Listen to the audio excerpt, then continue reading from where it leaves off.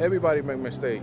I make mistake every day. Everybody make it. But we gotta keep moving. Not really. I asked myself, it was a good thing for me because it made me grow up. Maybe a lot of people didn't get caught and they doing maybe so many crazy stuff and they're not learning for it. So I think everything happened for a reason and everything is working for the good. I'm in a better place that I ever been, even when I was playing. So I don't regret it because it made me grow up. There are very few human beings who have ever picked up a baseball bat and made it look the way Manny Ramirez made it look. Pure, effortless, almost unfair power. He was the kind of hitter you stopped everything to watch. Kids grew up wanting to swing like him. Pitchers had nightmares just seeing his name on a lineup card. For a long stretch of sports history, Manny Ramirez was the most feared right-handed hitter on the planet. And now, at 53 years old, his wife has finally broken her silence on what was happening behind the scenes. Terrifying crimes. Go ahead and give this video some hype right now. It takes 1 second and it helps this story reach more people who need to hear it. Because this story is not simply about baseball. It is about what happens when talent becomes a permission slip.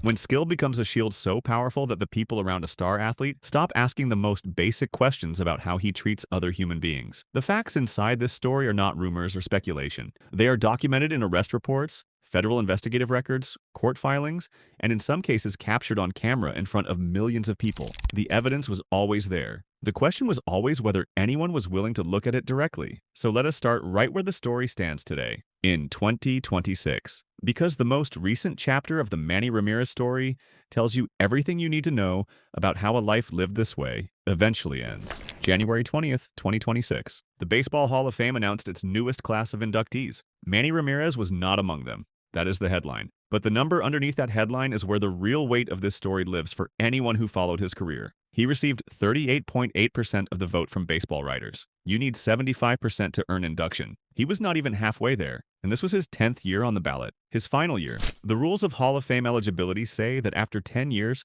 a player's name comes off the ballot permanently. So when those results were announced on January 20th, 2026, the door to Cooperstown did not just close on Manny Ramirez. It closed, locked, and was sealed shut forever. No appeal, no second chance, no future vote. Done. And here is what makes that number so difficult to sit with if you watched him play. Look at what this man actually accomplished on a baseball field. 555 home runs, 1,831 runs batted in, 12 All-Star selections, 9 Silver Slugger Awards. He holds the Major League Baseball record for the most career postseason home runs with 29. In the biggest moments of the biggest games, on the grandest stage the sport offers, when hundreds of millions of people were watching and everything was on the line, Manny Ramirez hit more home runs than any player who ever lived. That is not a minor footnote. That is a generational, singular, breathtaking kind of achievement. And yet 38.8%. Not even 4 out of 10 writers believed he deserved the honor. The writers who voted explained their thinking in a way that is worth fully understanding. There is a meaningful distinction, they argued, between players who were merely suspected of using performance-enhancing drugs during the era when testing was not yet in place, and players like Manny Ramirez who failed multiple drug tests after strict and publicly known penalties had already been established. He was not a suspect from an ambiguous era. He was a confirmed, twice-caught, formally penalized, documented violator of rules that he understood completely. That distinction, in the eyes of the baseball writing community, was the uncrossable line, and he crossed it twice. Meanwhile, as of early 2026, something else was happening quietly in the background of his financial life. The Boston Red Sox were still paying him $2 million a year every single year from 2011 all the way through 2026. This was deferred money from the massive contract he originally signed back in the year 2000. $32 million total spread across 16 years of payments. So even as the Hall of Fame door was slamming permanently shut on his legacy, even as every team in baseball refused to give him a coaching job, his net worth sat at approximately $90 million.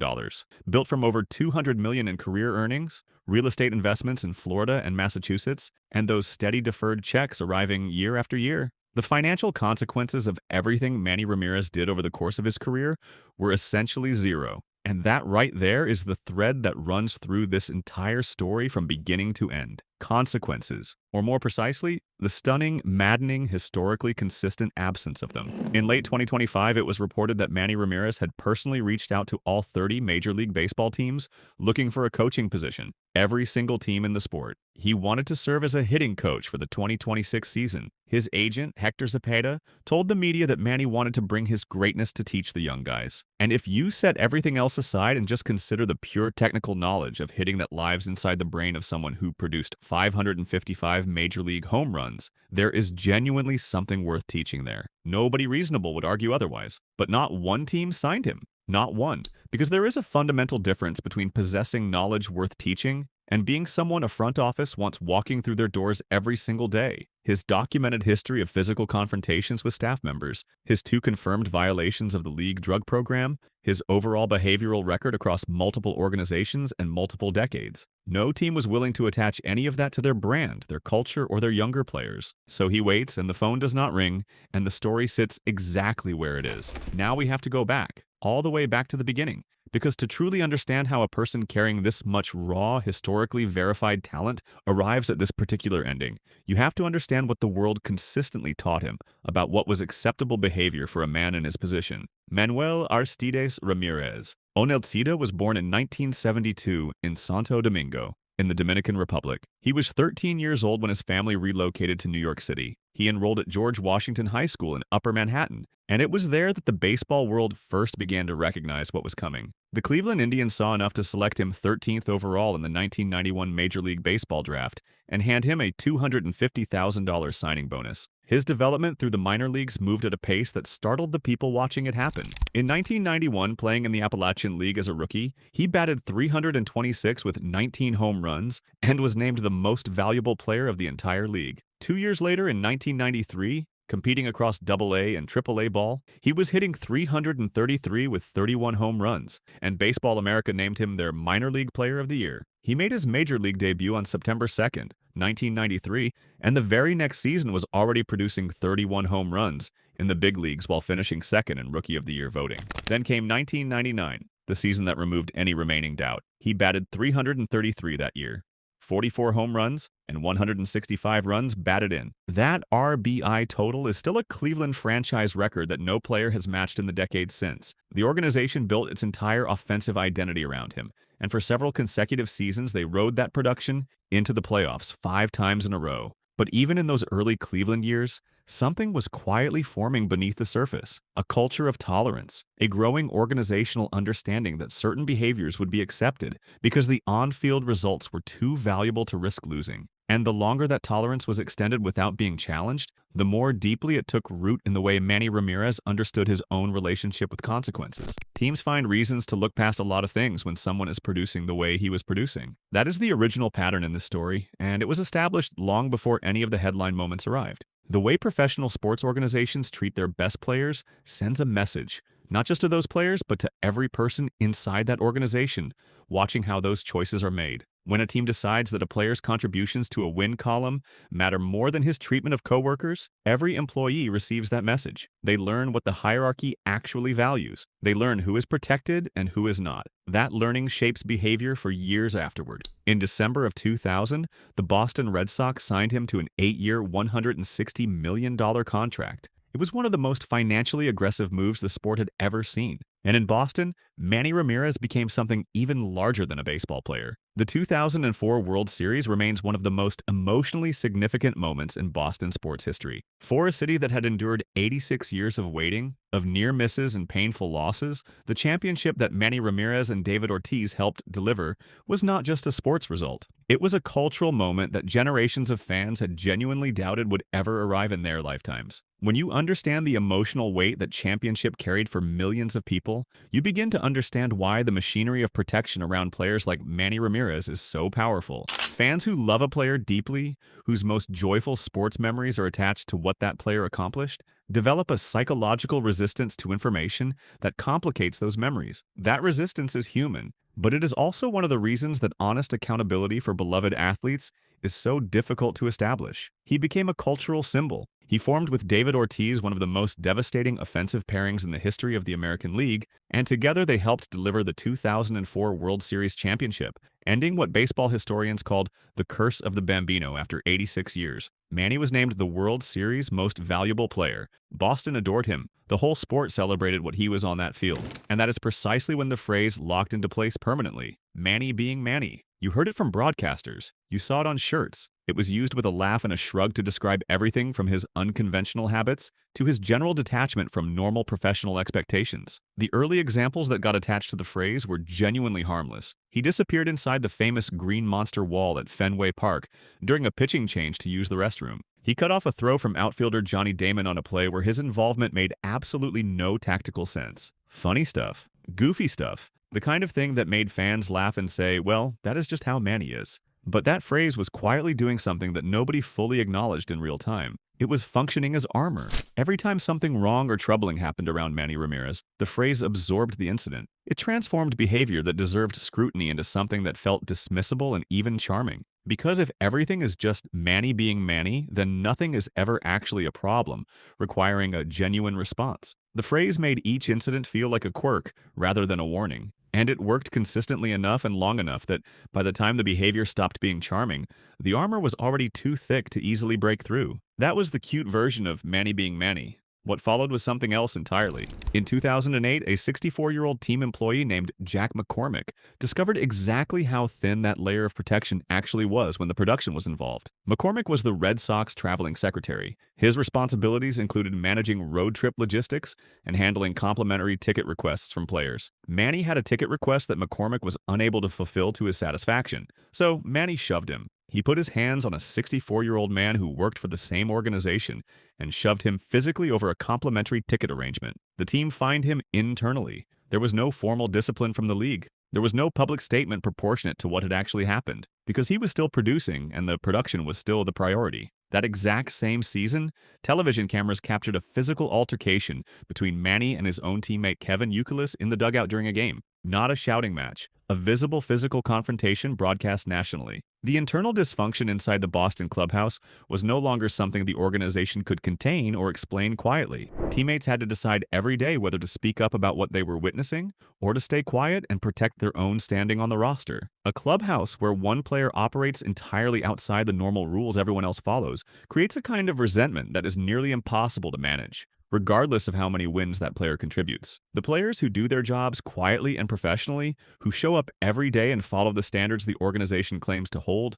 watch those standards applied selectively. And that selective application corrodes trust from the inside out over time. It creates factions. It creates tension. It creates exactly the kind of fracture that eventually forces a front office to act even when acting is financially painful. And then there were the injury situations that painted the most revealing picture yet of who Manny Ramirez was when no scoreboard results were being produced. By the end of his Boston tenure, he had developed a clear reputation within the organization for exaggerating or fabricating injuries to avoid playing on days when he simply did not want to be on the field. In one account that became public, he told team management he could not play due to knee pain. But when asked which knee was the problem, he reportedly said he could not remember, could not identify the knee that was supposedly keeping him off the field. That was not confusion. That was a power move. A statement delivered in the language of eccentricity, telling the organization plainly that he would participate when he chose to, and that there was very little they felt empowered to do about it because he was too valuable to discipline in any meaningful way. General manager Theo Epstein had reached his limit.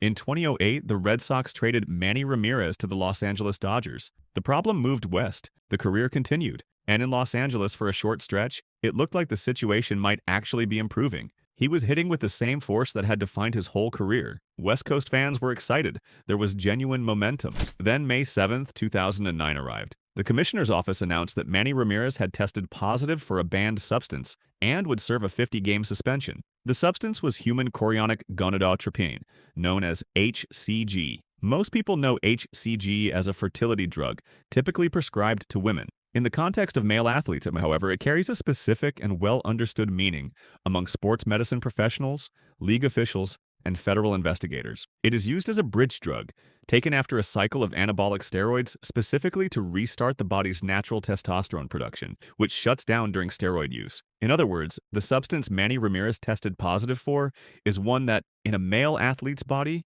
is most commonly associated with having recently used anabolic steroids. The failed test was a window into a practice that had apparently been ongoing beneath the surface of the career. This is the part that the raw statistics never show: the batting averages, the home run totals, the run production numbers that defined how he was evaluated by organizations deciding what to pay him, and fans deciding how to feel about him. None of those numbers disclosed what was happening inside the body producing them. Performance-enhancing drugs do not announce themselves in a box score. They exist in a parallel reality to the numbers they influence, invisible until a test breaks through and forces the visibility. And by 2009, with multiple years of major league production already behind him, the question of what portion of that production reflected natural ability and what portion reflected pharmacological assistance became something that could no longer be settled with any certainty. The federal government took notice. The Drug Enforcement Administration opened an investigation focused on Dr. Pedro Publio Bosch and his son Andrew Bosch, operating out of South Florida, who were believed to have sourced the drugs that reached Manny Ramirez. No criminal charges came from that specific investigation at that time,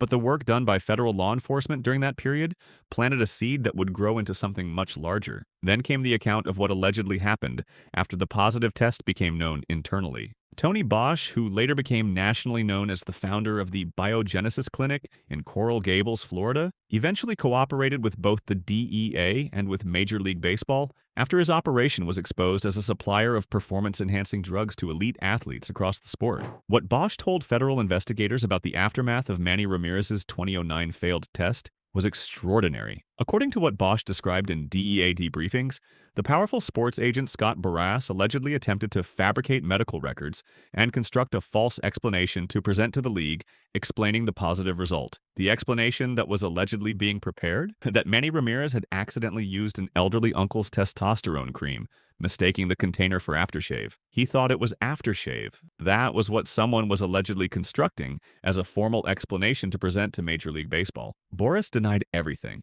He stated publicly that he had never met Tony Bosch, that Ramirez's defense was handled entirely by independent legal counsel and the MLB Players Association, and that the claims were false. That denial is on the record. But so is the federal debriefing document containing Bosch's account, and what the situation as described reveals, regardless of what was ultimately decided legally, is an effort to manage and conceal drug use at a level of sophistication that has nothing to do with an innocent aftershave mix-up. Manny served his 50 games. He came back. He kept playing. The sport moved on. It always does. The news cycle turned. New stories pushed the suspension out of the immediate conversation. Baseball fans are remarkably capable of compartmentalizing, of separating what a player does on the field from what happens off it, because the on-field product is what they paid to see and what the industry is built around. This compartmentalization is not unique to baseball fans. It is a broadly human tendency to protect the things we love from complicated information about the people who provide them. But compartmentalization has a cost. When it operates at a systemic level, when an entire industry collectively agrees to separate the product from the person producing it, that agreement ends up protecting things that should not be protected and excusing things that should not be excused. And then 2011 came, and the Tampa Bay Rays gave him yet another chance on a one-year, $2 million contract. He played 5 games, 1 for 17 at the plate, then another positive test notification arrived. His second confirmed violation. As a second-time offender under the established rules, he was facing a mandatory 100-game suspension. On April 8, 2011, he retired, abruptly, rather than accept the full consequence his second violation required. He left the Rays and the sport in a state of shock, but the retirement did not last. By September of that same year, he was seeking reinstatement. The league agreed to reduce the suspension to 50 games as part of that process. He signed minor league deals with the Oakland Athletics, the Texas Rangers, and the Chicago Cubs, served the 50-game ban in the minors, and was released by all 3 organizations for insufficient production. He never appeared in another major league game. The door closed, but it closed softly with reduced terms and multiple additional opportunities built into the process. Now here is the part that goes beyond baseball entirely. Because September of 2011 was not only the month he sought a return to the sport, it was the month that the full cost of years of limited accountability became impossible to ignore. On September 12, 2011, Manny Ramirez was arrested at his home in Weston, Florida. The charge was domestic battery. The victim was his wife, Juliana Ramirez. According to the arrest report prepared by Broward County Sheriff's deputies, Juliana alleged that Manny had slapped her with an open hand during an argument. The force of the strike caused her head to make contact with the headboard of their bed. When the deputies arrived at the home, they did not need to take anyone's word for what had occurred. The evidence was directly visible on Juliana Ramirez's body. Her face was red and swollen. There was a significant bump on the back of her head. These were not minor marks from an accidental bump. They were injuries that trained law enforcement deputies saw clearly and recorded officially in the arrest report that night. The phone call Juliana made to 911 before the deputies arrived was recorded and released publicly. On that call, she told the emergency dispatcher, calmly but firmly, "My husband just hit me." 4 words, clear, undeniable, preserved on a recording that became permanent public record. Manny Ramirez offered his own account. He said that during the argument, he had only shrugged her by the shoulders and that her head accidentally made contact with the headboard during that movement. He used the word shrug. Her face was red and swollen when the deputies arrived. There was a documented bump on the back of her head. A 911 recording existed. An arrest report existed. And his explanation was that he shrugged her. He was released on $2,500 bail. For a man approaching a net worth of $90 million, that amount is not a consequence in any meaningful sense of the word. He was also placed under a no-contact order as a standard condition in domestic violence arrests. Then he walked out of the jail building to reporters. In Spanish, he told them directly, "The case is closed. I closed it because I am the protagonist." Before any court date, before any ruling, before any legal process had been completed, he publicly declared the outcome of this case was something he controlled because of who he was. He was announcing on camera and for the record that the system served him, and the most devastating confirmation of that statement is what happened next. In 2012, the Broward County State Attorney's Office dropped the misdemeanor domestic violence charge against Manny Ramirez. Juliana Ramirez declined to testify. Without her testimony, the prosecution could not proceed. The charge was dismissed. No conviction entered the legal record. No meaningful consequence attached itself to the night of September 12, 2011. Legal advocates and scholars have used this case as a textbook illustration of how the justice system fails domestic violence victims when the accused is a wealthy professional athlete. The research documents this pattern clearly. A protective shield assembles itself around high-profile athletes through multiple interconnected forces working simultaneously. Team security personnel with established relationships with local law enforcement. The severe financial dependency that many victims carry, where cooperating with prosecution means risking the financial security of an entire family unit. The extraordinary legal resources that substantial wealth provides. The media attention that makes victims feel exposed and vulnerable in ways that ordinary citizens rarely face. These pressures combine to build a wall that many victims simply cannot break through alone, without extraordinary external support structures specifically designed to help them. Juliana Ramirez did not testify. The charge disappeared, and Manny Ramirez went on with his life. One more piece of this story needs to be addressed because of how the digital world reshapes understanding of complicated personal histories. During the mid-2020s, online searches and public record databases occasionally generated confusion between the baseball player and an entirely different person who shares the same name. That other individual is a Republican county commissioner in Tarrant County, Texas, a former law enforcement officer and former president of the Fort Worth Police Officers Association, with a background focused on public safety and local governance. In 2025, this Texas commissioner publicly corrected a campaign finance report amid criticism over a potentially illegal donation. The two men share only a name. They are entirely separate people with completely separate records. For anyone researching the baseball player's history, maintaining that distinction is essential to accuracy and fairness to both individuals. Now let us move to what followed the close of his American baseball career. Because the international chapter of the Manny Ramirez story may be the most revealing section of the whole picture. It demonstrates what happens when consequences consistently fail to arrive, when talent keeps opening doors that accountability might otherwise close, and when an athlete moves through the world with the learned understanding that leaving is always an available exit. In 2013, he signed with the EDA Rhinos in the Chinese Professional Baseball League in Taiwan. His arrival there was not treated as a sports transaction. It was treated as a national event. The CPBL had been nearly destroyed by game-fixing scandals that devastated fan trust and caused attendance to collapse league-wide. The sport was struggling to survive, and then Manny Ramirez arrived. In 49 games, he batted .352 with 8 home runs. Something local media called Manny Mania swept through the country. League-wide attendance jumped by 150%. Millions in ticket revenue poured into a league that had been desperate for exactly this kind of revitalization energy. He was already the highest-paid player in the league's history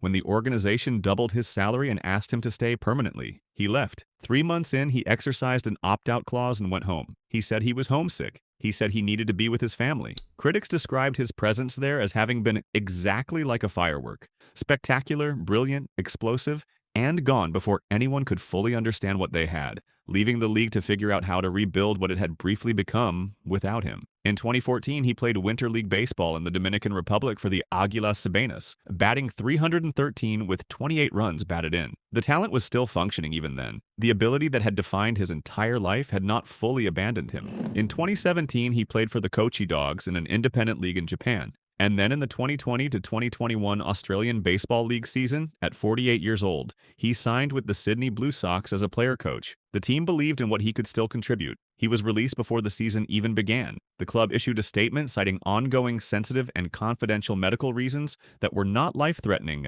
but prevented him from participating. Rumors immediately connected the situation to drug-related issues. Manny publicly stated an oblique injury was responsible. Nothing beyond the release itself was officially confirmed. He left Australian baseball without appearing in a single game. And through all of it, the deferred money from Boston kept arriving. $2 million per year from 2011 through 2026, completing a 16-year financial arrangement from a contract signed in another era. His estimated net worth of $90 million reflects the complete picture. Over $200 million in career earnings, real estate holdings in Florida and Massachusetts, and years of deferred income arriving steadily into his 50s. Now everything needs to be placed on the table together. Because when you look at the full assembled record and not just the individual pieces, something becomes impossible to avoid. This is the documented history. A man who shoved a 64-year-old employee over a ticket arrangement. A man caught in a visible physical altercation with his own teammate on national television. A man who could not name which knee was supposedly injured because he was not genuinely injured and was using the ambiguity to control the organization around him. A man who failed a drug test in 2009 for a substance associated with post-steroid cycling,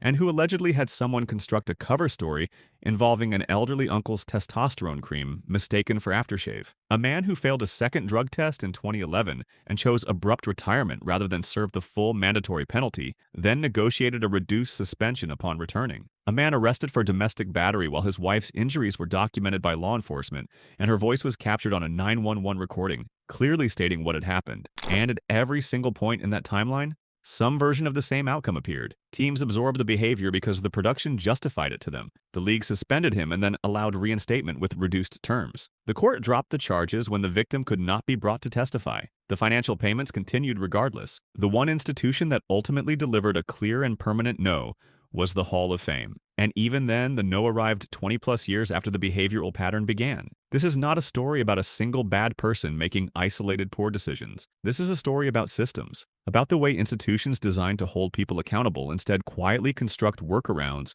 when the person in question produces enough to make accountability feel financially inconvenient. About what that institutional choice costs the people closest to the protected individual who carry the weight of those workarounds in ways the scoreboard never captures. Jack McCormick was 64 years old when he was shoved. That age matters. The power difference between one of the most celebrated athletes in the sport and a 64-year-old employee trying to do his job correctly deserved a proportionate response from the organization. It did not receive one. Juliana Ramirez made a call for help on September 12, 2011. Deputies came, injuries were documented, a charge was filed, and then the system built to protect people in her exact situation arrived at a dead end because the forces arranged around her husband were more powerful than the support arranged around her. That is not an accident. That is a pattern with a name. Academic researchers who study the intersection of professional athletics and domestic violence outcomes have documented this pattern across sports and across decades. The data is consistent. High-profile athletes face dramatically lower rates of formal charging, dramatically lower rates of prosecution reaching completion, and dramatically lower rates of conviction than non-athlete defendants facing comparable accusations with comparable physical evidence. This is not because high-profile athletes are less likely to commit acts of domestic violence. The combination of entitlement, unchecked authority, and tolerance for aggressive behavior that elite sport environments can cultivate creates conditions where domestic violence is more likely to occur, not less. The gap between the rate at which it happens and the rate at which consequences follow is where the failure of institutions most clearly shows itself. Juliana Ramirez was inside that gap on September 12, 2011, and she was not the only one. And naming it clearly and without softening the edges is the only way to begin making it less common. But none of this has to be where the permanent ending sits. People do change. Some do it privately and some do it publicly, and some never do it at all. But the possibility remains real. Baseball as an institution has also demonstrated in other contexts that it can be reformed when sufficient pressure demands it. Better support structures for victims in high-profile domestic violence cases have been built before and can be built again with more resources and more commitment behind them. Organizations can develop and actually enforce standards that do not automatically bend when a player's batting average makes discipline financially uncomfortable. The talent was real. The records are permanent. The moments of genuine greatness on that field, the postseason home runs, the World Series MVP, the franchise records that still stand decades later, none of that needs to be erased to tell the truth about everything else that also happened. Greatness and harm are not mutually exclusive. They can exist simultaneously in the same person. Acknowledging both clearly and without flinching is not a contradiction. It is accuracy. It is what honesty actually requires when the complete picture is examined. His career statistics will live in the record books alongside the greatest players the sport has ever produced. That permanence is appropriate. The on-field achievements were real and witnessed and deserve to be part of the historical record. But the historical record also includes the behavioral record, the drug suspension record, and the arrest record. A complete accounting of a career includes all of it. Not because diminishing people is the goal, but because the people affected by the behavior deserve to have their reality acknowledged in the same breath as the achievements. Honoring the stats while erasing the context serves no one. Young players coming up through the minor leagues are watching how the sport treats its biggest names. They are forming understandings of what the rules actually mean based on what they observe happening when those rules are tested. If what they observe is that talent functions as effective protection against consequences, then the lesson they absorb is that talent is the thing worth cultivating above everything else, and that accountability applies only to players below a certain production threshold. That lesson shapes careers and shapes people in ways that extend far beyond any individual incident. It determines what kind of professional a young athlete becomes, and what behavior he considers acceptable toward the people around him. The culture of any sport is built one decision at a time. And every time an institution finds a quiet workaround instead of a genuine response, it adds another layer to a culture that the next generation has to navigate. The real tragedy of the Manny Ramirez story is not the Hall of Fame ballot that expired, or the coaching roles that never materialized, or the international careers that burned bright and ended too soon. The real tragedy is that someone with that much natural ability, that much capacity to inspire, that much raw talent the world rarely sees, repeatedly used the protection that ability provided as a cover for behavior that caused real harm to real people. That was the choice, made again and again, and that is the choice that ultimately defines this legacy more than any of the numbers do. If this story gave you something to think about, please like this video, subscribe to this channel, and drop a comment below with your perspective. Where should professional sports draw a hard line? What should real accountability look like for the biggest names in the game? We want to hear from you, and we will see you in the next one.